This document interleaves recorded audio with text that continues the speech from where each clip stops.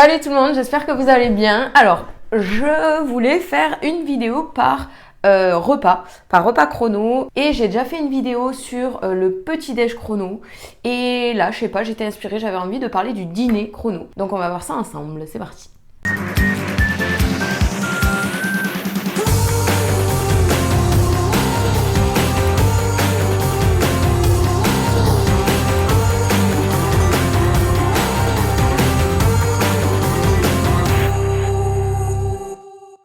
Donc, pour ceux qui débarquent et qui ne connaissent pas du tout la chrononutrition, je vous invite dans un premier temps à aller voir mes autres vidéos qui en parlent plus précisément, mais en une phrase, la chrononutrition suit la logique de la chronobiologie humaine, c'est-à-dire que on va manger en respectant les besoins du corps humain en fonction du moment de la journée. Ça, c'est la base, et après, on peut en parler pendant 48 heures d'affilée parce qu'il y a beaucoup de choses à dire sur le sujet.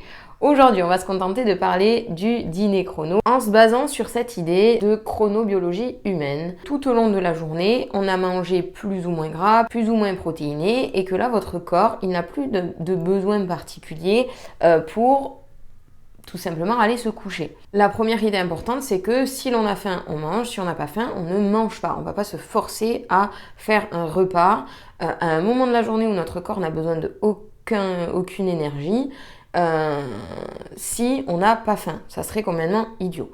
Si on a faim, ça c'est autre chose. Ça veut dire que votre corps a encore des besoins nutritionnels. Et le soir, on sait, en ouvrant les livres de médecine et en se renseignant sur la chronobiologie humaine, on sait que le corps a besoin de gras polyinsaturés.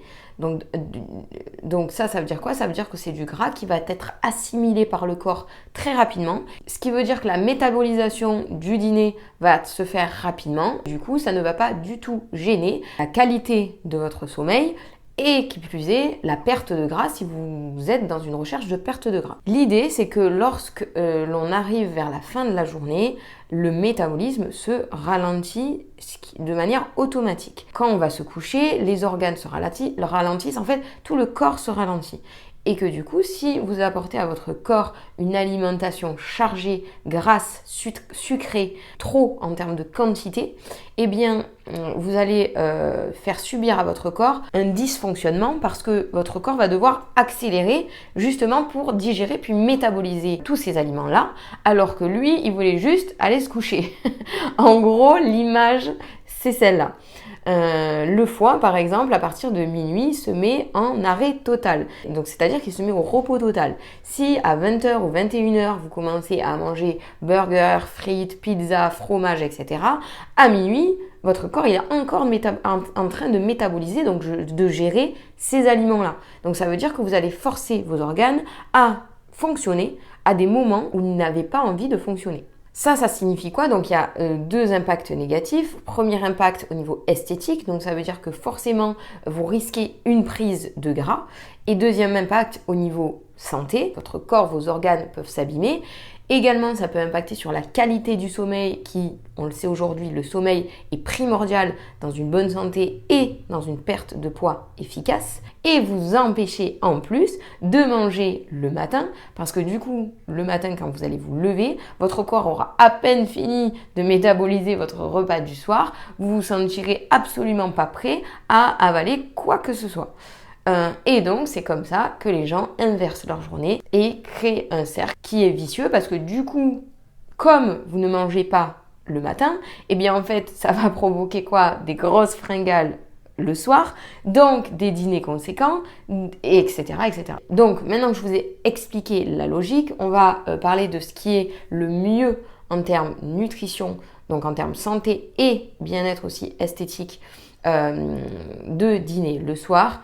Il y a deux aliments qu'il faut respecter. Premier aliment qui est l'aliment principal en chrononutrition, la protéine animale, mais qui se digère rapidement. Donc il y en a 3 et pas une de plus. Le poisson, les crustacés, les fruits de mer. Ça, vous pouvez en manger tant que vous en avez faim. Votre corps va totalement les absorber. Et en plus de ça, ça offre des nutriments super intéressants pour votre corps. L'aliment secondaire, l'aliment donc qui va venir accompagner l'aliment principal, ce seront des légumes. Des légumes cuits, crus, en sauce, pas en sauce. Vous faites ce que vous voulez en soi à ce niveau-là. L'important c'est surtout de se régaler parce que sinon, si on ne se régale pas et qu'on mange des choux-fleurs à la vapeur alors qu'on n'aime pas les choux-fleurs à la vapeur, on va se sentir au régime. Et quand on se sent au régime, eh bien, on arrête tout, on fait tout péter et on passe au régime suivant. Et c'est comme ça que les femmes, toute leur vie, pendant 40, 50, 60 ans, font le yo-yo dans leur vie. Donc je parle des femmes parce que ça c'est quand même très féminin. Les hommes sont beaucoup moins préoccupés par ce genre de réflexion et la société ne leur a pas inculqué cette charge mentale. Donc estimez-vous-en heureux, messieurs. Ceci étant dit, l'aliment secondaire, qui sont les légumes, peuvent être cuisinés de la façon qui vous plaira le plus. En revanche, il ne faut pas trop en manger. Ça n'est pas légumes à volonté.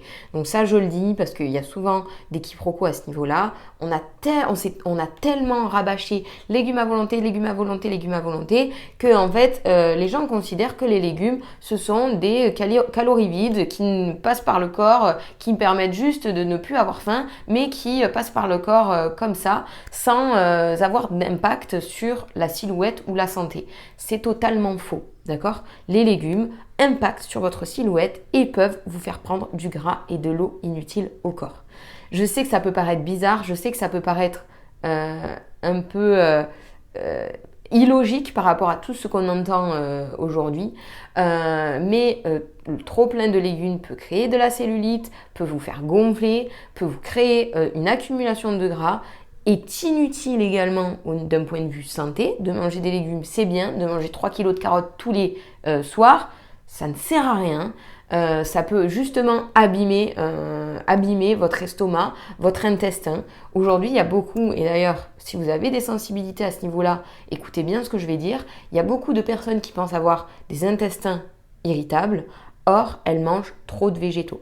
Et moi, j'ai récupéré beaucoup de clientes d'ailleurs qui mangeaient trop de végétaux. Donc, on a mieux réparti la quantité des végétaux tout au long de la journée. Parenthèse, les végétaux, ça n'est pas que les légumes. C'est les légumes, les fruits, les céréales, les féculents, les légumineuses. Voilà, c'est tout ça.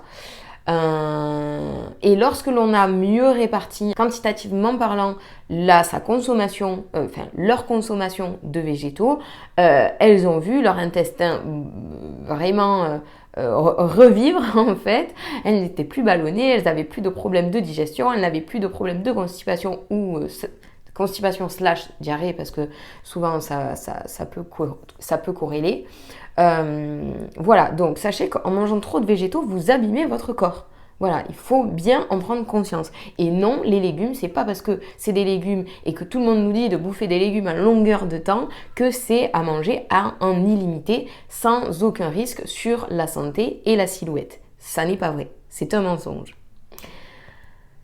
Voilà, donc pour finir sur le dîner chrono, on s'arrête là. C'est la chrono, vous le savez maintenant, c'est un plat unique. Donc on a son plat unique avec son aliment principal qui sont les protéines animales, poissons, fruits de mer, crustacés. Et la deuxième partie, l'aliment secondaire, qui va venir être beaucoup plus restreint en termes de quantité et qui sont les légumes. Basta. Si vous avez mangé chrono, si vous avez eu un petit déjeuner, un déjeuner et un goûter chrono, croyez-moi que le dîner chrono arrivera pile poil à satisfaire votre satiété sans impacter la qualité de votre sommeil, la perte de gras, etc., etc. Je pense avoir fait le tour. Si vous avez des questions, n'hésitez pas à me les poser en commentaire, comme d'habitude. En attendant, je vous fais plein de bisous et je vous dis à bientôt.